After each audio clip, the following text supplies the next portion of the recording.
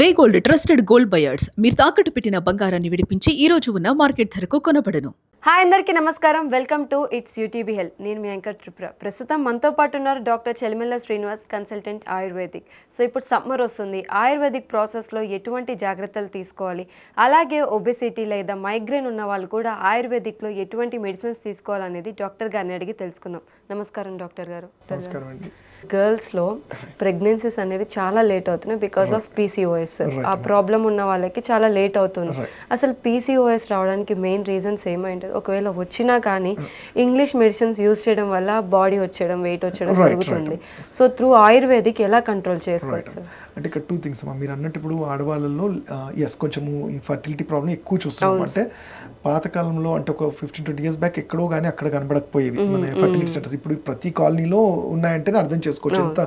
దీనికి మెయిన్ కారణము అంటే మనం డైటా లేకపోతే హార్మోన్ వీటన్నిటికన్నా మాట్లాడాల్సిన ముందు అసలు మనం హ్యూమన్ బీయింగ్స్గా కూడా మీరు చూస్తే లేట్ మ్యారేజెస్ అనేది చాలా కామన్ అయిపోయింది. అంటే ఎందుకు లేట్ మ్యారేజ్ అంటే అది ఎవరు పర్సనల్ గోల్స్ అవి ఉంటాయి, దాన్ని తప్పట్లేదు. కాకపోతే మన శరీర తత్వాన్ని కూడా మనం అర్థం చేసుకోవాలి.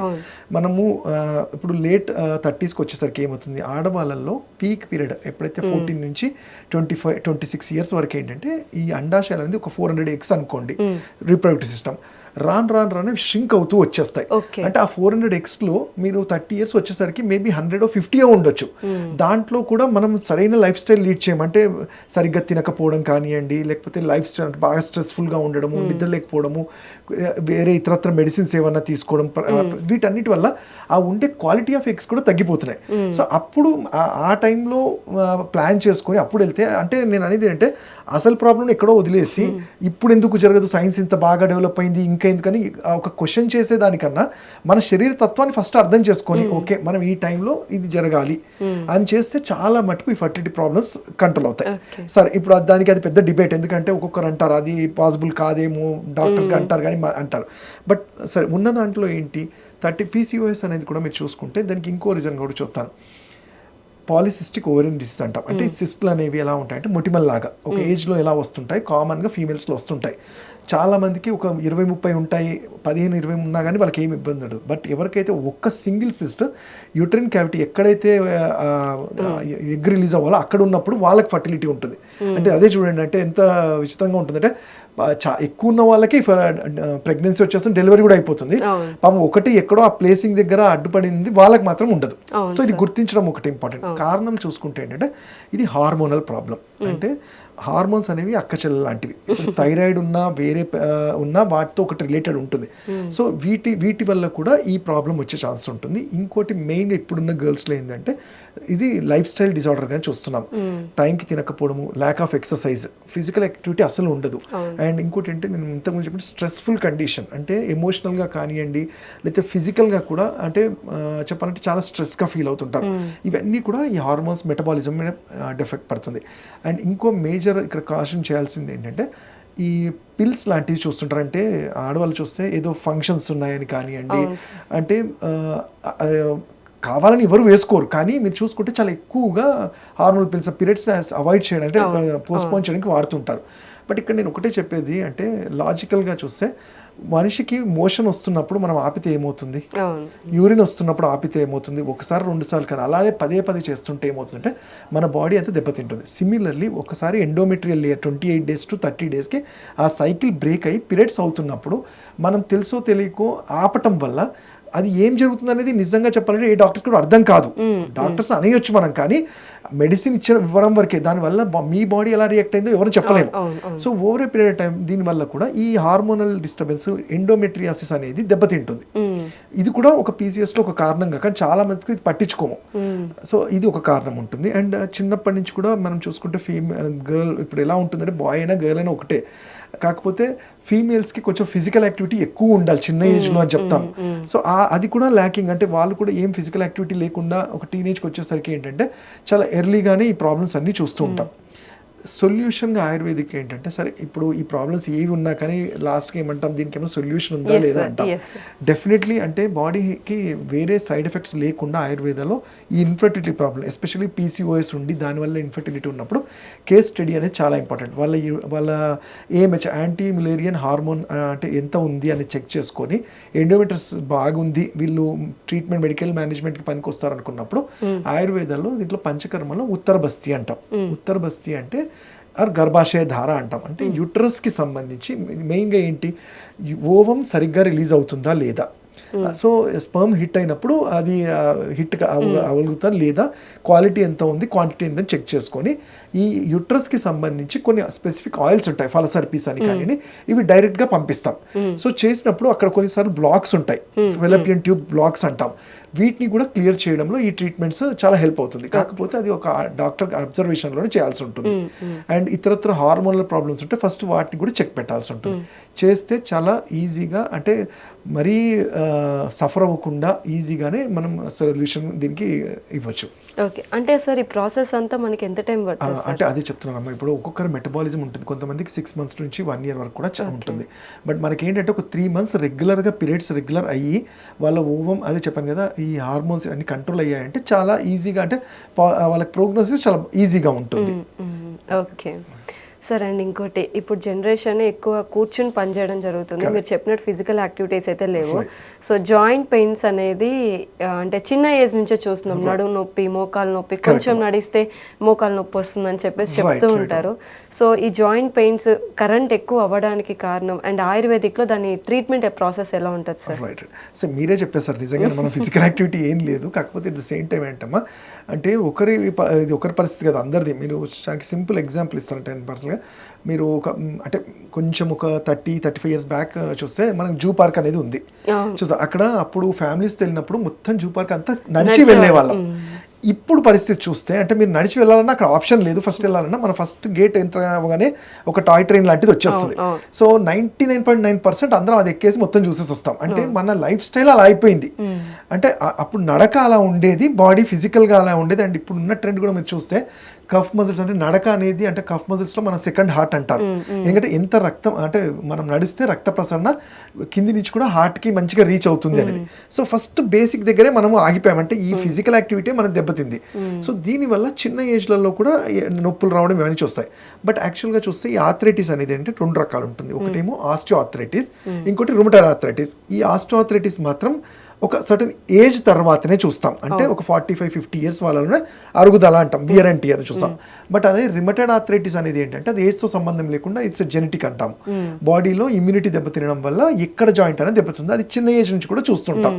బట్ ఇక్కడ మనం మాట్లాడుకుంది అంటే మన ఫిజికల్ యాక్టివిటీ వల్ల వచ్చే జాయింట్ పెయిన్స్ అనేది డెఫినెట్లీ కొంచెం మన లైఫ్ స్టైల్ కరెక్షన్ చేసుకొని టైంకి తీసుకుంటే, కొన్నివి మన ఫుడ్ వల్ల తీసుకునే కాల్షియము, విటమిన్స్ ఇవన్నీ తీసుకోగలిగితే సరి చేసుకోగలుగుతాం.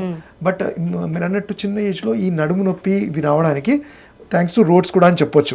అంటే మనం చూస్తుంటాం ఎంత మంచిగా ఉన్న ఏదో ఒక గుంత వల్ల మన స్పైన్లో ఉండే ఆ ఏదైతే ఆ ల్యూబ్రికేషన్ ఉంటాయో అవి రాను తగ్గిపోతూ ఉంటాయి.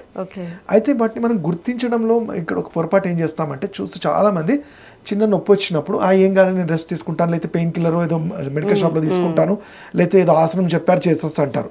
బట్ మీకు నొప్పి వచ్చింది రిపీటెడ్గా అవుతుంది, గుర్తించడం ఎలా అంటే మనం రోజు చేసే యాక్టివిటీస్లో కూడా ఇబ్బంది అవుతుంది. అంటే కొంచెం దూరం నడవాలన్నా నాతో అవ్వట్లేదు అన్నప్పుడే మనం అర్థం చేసుకోవాలి. దానికి ఎందుకు అంటామంటే, ఒక ఎముక అరగాలంటే ఒక 2 నుంచి 3 సంవత్సరాలు పడుతుంది. జనరల్గా మా దగ్గరకు వచ్చేసరికి పేషెంట్ ఎంఆర్ఐ ఇవన్నీ తీసుకొని నాకు అరిగిపోయాయి డాక్టర్ అంటారు. అంటే మీకు నొప్పి వచ్చిన రోజే అది ఆల్రెడీ డీజనరేషన్ స్టార్ట్ అయింది. మనం ఏదో సింపుల్గా నేను పడుకొని రెస్ట్ తీసుకుంటానంటే వాటితో తగ్గకపోవచ్చు. ప్రాపర్ కేర్ తీసుకొని స్పైన్కి కావాల్సిన ఆ కర్వేచర్ ఏదైతే ఆ ల్యూబ్రికేషన్స్ తగ్గాయా అనేది ఒక వైద్యుడిగా మేము గుర్తిస్తాం. అంటే గుర్తించడం అంటే ఏంటంటే మీ నడకలో కానీ మనం ఎస్పెషల్లీ మనకే తెలిసిపోతుంది. పొద్దున్న లేస్తూనే కాళ్ళు స్టిఫ్ అయిపోవడము, కొంచెం దూరం నడిచినా పెయిన్ రావడము, ఒక్కోసారి మెడ దగ్గర నొప్పినప్పుడు కళ్ళు తిరగడము, గుండెలో దడ లాంటివి చూస్తుంటాం. సో వీటికి ఆయుర్వేదిక్లో ఏం చేస్తామంటే సింపుల్, ఇక్కడ జరిగేది ఏంటి, ఎముక అరిగింది. సో 45 years వాళ్ళు 50 years వాళ్ళు ఎముక రీజనరేట్ చేయలేకపోవచ్చు. కానీ మరి ఎలా అరెస్ట్ చేయగలుగుతాము, కండరాల్లో దాంట్లో ఉండే నరాలకి ప్రాపర్ సర్క్యులేషన్ సర్క్యులేషన్ మనం ఇంప్రూవ్ చేయగలిగితే ఈ కండరాలు అనేది బోన్కి సపోర్ట్ ఉంటుంది. సో బోన్ అనేది రిపేర్ చేసుకోవడం హెల్ప్ అవుతుంది. సో ఆయుర్వేద ఏది చేసినా మూల కారణాన్ని ట్రీట్ చేస్తే ఆటోమేటిక్గా ఇవన్నీ కంట్రోల్ అవుతాయి. సో దానికి కొన్ని ఔషధాలు కూడా ఉంటాయి. త్రయోదశ గుగ్గులు అని కానివ్వండి, రాసిన ఎరండది కషాయం అని మీ తత్వాన్ని బట్టి ప్రాపర్, అంటే ఇవేవో కెమికల్ బేస్డ్ కాదు, మనం ఇంటి దగ్గర ఉండే వావిలాకు, ఆముదము ఇలాంటివే, పిప్పలి శొంఠి, అవి కషాయం బేస్ చేసుకొని మీ తత్వాన్ని బట్టి ఇవ్వగలిగితే లోపల నుంచి ఆ వాతము, ఆ కండరాల్లో ఉండే స్టిఫ్నెస్ అన్ని కూడా రిలీవ్ అవుతుంది.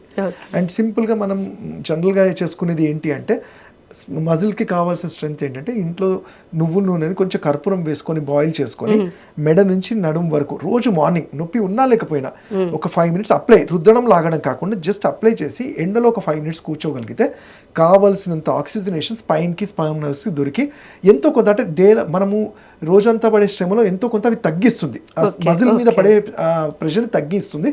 సో ఈ డిజనరేటివ్ అనేది మనం అవాయిడ్ చేయడానికి వీలవుతుంది. ఓకే.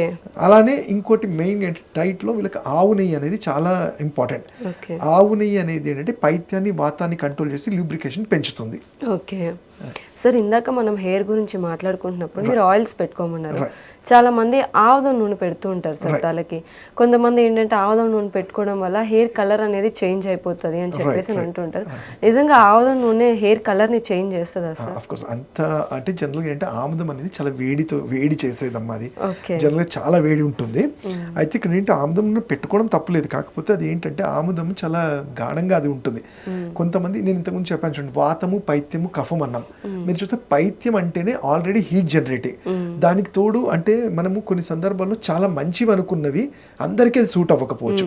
సో అలాంటి సందర్భంలో పైత్యం ఉన్న వాళ్ళకి మళ్ళీ ఆముదం లాంటిది పెట్టినప్పుడు ఏంటంటే ఈ ఫాలికల్స్ లో ఉండే మెలనిన్ ఏదైతే కలరింగ్ ఏజెంట్ ఉంటుందో అది దెబ్బతినే ఛాన్స్ ఉంటుంది. అంటే దీనివల్ల అని కాదు, వాళ్ళకి జనరల్గా ఆ టెండెన్సీ ఉన్నప్పుడు ఈ హీట్ వల్ల అయ్యే ఛాన్స్ ఉంటుంది. సో అందుకనే మీ తత్వాన్ని అర్థం చేసి, ఈవెన్ హెయిర్ ఫాల్ కైనా మీ తత్వాన్ని, వాతపైత్య కఫాల్ని తెలుసుకుంటే సరైన మెడిసిన్ అనేది ఇవ్వడానికి వీలవుతుంది. ఓకే సార్, ఇప్పుడు నార్మల్గా ఒక ఆయుర్వేదిక్ డాక్టర్ రీసెంట్గా ఒక వీడియో చూశాను. మీకు ఏది ఉన్నా సరే గోమూత్రం తీసుకోండి, మీ బాడీలో ఉన్న ప్రతిదీ తగ్గిపోతుందని చెప్పడం జరిగింది ఆయన. సో గోమూత్రం అనేది ఎంతవరకు హెల్ప్ చేస్తుంది సార్ మన హెల్త్ ఇష్యూస్? జనరల్గా అట్లా మనము ఒక స్టేట్మెంట్కి అయితే రాలేమమ్మా, ఎందుకంటే ప్రపంచంలో అట్లా ఏది ఒక్క మెడిసిన్తో అయితే, ఎందుకంటే ఇప్పుడు మీ ప్రాబ్లం ఏంటి, అది సెల్యులార్ లెవెల్లో ప్రాబ్లమా, జెనెటిక్ ప్రాబ్లమా, ఆర్ కొన్ని సెడెంటరీయా, కొన్ని లైఫ్ స్టైల్ అనేది ఉంటుంది. బట్ జనరల్గా అందరం ఏం చెప్తుంటాం అంటే, నేను ఇంతకుముందు చెప్పినట్టు ప్రాణాయామం కొన్ని 100 తగ్గించేస్తా అంటాం, కానీ మరి ఎందుకు జబ్బులు ఇంకా ఉన్నాయి అంటే మనం చేసే పద్ధతిలో కూడా ఒకటి ఉంటుంది. అండ్ కొన్ని సందర్భాల్లో అవి ఆ పర్టికులర్ వ్యాధికి అదొక్కటే సరిపోకపోవచ్చు. సో గోమూత్రం అనేది కూడా మీరు చూసుకుంటే తప్పేం కాదు, తీసుకోవచ్చు. అంటే గోమూత్రంలో దాంట్లో ఉండే ఔషధ గుణాలు ఏం చేస్తుందంటే ఒక స్క్రేపింగ్ ఎఫెక్ట్ అంటాం. అంటే జనరల్గా మనము ఆయుర్వేదంలో శ్రోతస్ అంటాం. శ్రోతస్ అంటే ఛానల్స్. ఈ ఛానల్స్ అనేది మీరు చూసుకుంటే, ఇప్పుడు సింపుల్ ఎగ్జాంపుల్ చెప్తాం, ఎక్కడైనా బ్లాకేజెస్ ఉన్నాయంటే వాటిని మనం క్లియర్ చేయడానికి బైపాస్ కానివ్వండి, స్టంట్స్ కానీ వేస్తుంటాం. సో న్యాచురల్గా మనం ఫుడ్లో కూడా వెల్లుల్లి అంటాం. వెల్లుల్లి కూడా అంతే పనిచేస్తుంది, మన వెజల్స్లో పేరుకుపోయినా క్లీన్ చేస్తుంది. అలానే ఆవు నెయ్యి కూడా, అంటే జనరల్గా ఆవు నెయ్యి అనేసరికి అందరు భయపడతారు, ఆయిల్ కదా నెయ్యి అనేది, కానీ ఆవు నెయ్యి కూడా స్క్రేపింగ్ ఎఫెక్ట్ ఉంటుంది. అలానే గోమూత్రం కూడా కొన్ని ఔషధ గుణాలు ఉండడం వల్ల ఈ వెజల్స్ని క్లీన్ చేయడంలో, కొంచెం ఫ్లష్ అవుట్ చేయడంలో హెల్ప్ అవుతుంది. బట్ ఒక దాంతోనే అన్ని వ్యాధులు తగ్గిపోతాయి అనేది అది ఎక్కడ మనం చెప్పడానికి లేదమ్మా. బట్ తప్పేమీ లేదు, దానివల్ల హామ్ కూడా జరిగేది ఏం లేదు. అది వాడగలిగిన వాళ్ళకి, తీసుకోగలిగి అడ్వైస్ చేస్తుంటాం.